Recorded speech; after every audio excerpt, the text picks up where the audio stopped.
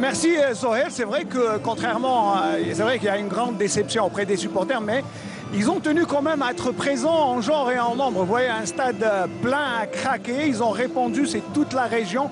Ils sont venus de très loin. Et sincèrement, je pense que peu de gens croyaient que le stade Cheikh Hamlaoui allait se remplir comme ça. Peut-être probablement aussi M. Zetché Kherdin, le président de la fédération, qui nous a fait le plaisir d'être avec nous en direct à partir de Constantine. Alors, émotion avec ce stade plein. D'abord, bonsoir à tous les téléspectateurs. Et vraiment, aujourd'hui, on est plus qu'émerveillés par la présence de tout ce beau public qui vient, je pense, de tout l'Est algérien et de toute l'Algérie. Ceci démontre tout l'attachement du peuple algérien à travers tout le territoire à son équipe nationale. On ne peut que vraiment demander des excuses à tout le peuple algérien pour la contre-performance qui a eu lieu à Lusaka. On aurait vraiment voulu offrir une belle victoire à ce gros public qui a répondu présent. Et malheureusement, le sport est ainsi fait. On espère vraiment qu'aujourd'hui soit le début d'une nouvelle aventure, Inch'Allah, pour cette équipe nationale, pour préparer une nouvelle équipe qui sera capable de relever le défi, Inch'Allah, dans les échéances futures. Et encore un grand merci pour ce gros public qui est venu aujourd'hui soutenir son équipe nationale. Et on espère, Inch'Allah, rendre un peu de joie, ne serait-ce que par une victoire pour l'honneur, pour le grand public algérien.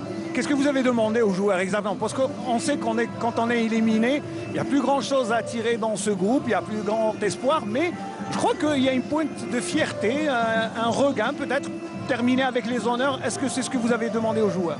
Non, tout à fait. Je pense qu'on se doit de rester professionnel et de rester très sérieux, même si aujourd'hui on est écarté de la course au mondial. Mais les joueurs, on leur a demandé de rester très sérieux. Et c'est très important de reprendre un petit peu cette culture de la gagne. Et on espère vraiment aujourd'hui gagner ce match ici à Constantine, d'abord pour le public ici présent et pour tous les Algériens qui attendent un nouveau départ de leur équipe nationale. Est-ce que c'est le nouveau départ attendu? Nous espérons que cette date fatidique du 5 septembre et de ce match à Constantine signera, Inch'Allah, une nouvelle ère de l'équipe nationale. J'espère qu'on se retrouvera pour parler d'avenir, mais avec beaucoup plus de roses et plus d'espoir. Inch'Allah, on espère vraiment construire quelque chose maintenant d'une façon solide, afin de construire une belle équipe nationale capable de relever les défis dans toutes les échéances futures. On vous souhaite bon courage parce qu'on a beaucoup d'espoir sur cette équipe nationale qui représente, comme vous le voyez, beaucoup de choses aux yeux de tous les Algériens. Absolument, encore une fois, un grand merci pour ce public merveilleux qui a répondu aussi présent aujourd'hui à Constantine. Inch'Allah, une belle victoire et un beau match de la part des joueurs. Merci pour votre gentillesse, vous avez fait l'honneur d'être avec nous. Eh bien, on va parler un peu de cette équipe, remodeler un peu, puisque il y aura deux changements avec la rentrée de Abdelraouf Benrit au milieu de terrain, Yousf Attal qui sera titularisé, alors que Islam Slimani est écarté, tout comme Hassani, qui étaient titulaires tous les deux lors du match aller. Est-ce que ce sont des changements?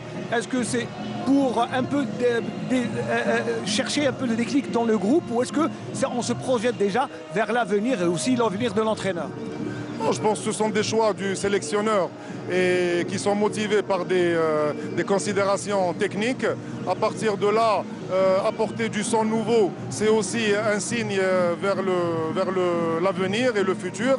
Et on espère vraiment que de jeunes joueurs talentueux, que ce soit ici en Algérie ou des Algériens évoluant en Europe, viendront, Inch'Allah, encore renforcer cette équipe pour construire, Inch'Allah, une belle équipe à l'avenir. Ça veut dire qu'il y a des changements. Il y aura des changements. Ah, très certainement. Je pense qu'il y aura des décisions. Nous allons devoir faire le bilan de ces deux matchs et prendre certaines décisions qui, j'espère, seront bénéfiques pour la future équipe nationale. Mais l'entraîneur restera.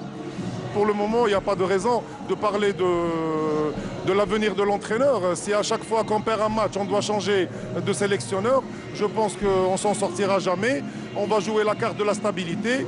Même avec l'entraîneur, nous allons analyser d'une façon détaillée ce qui n'a pas fonctionné à Lusaka.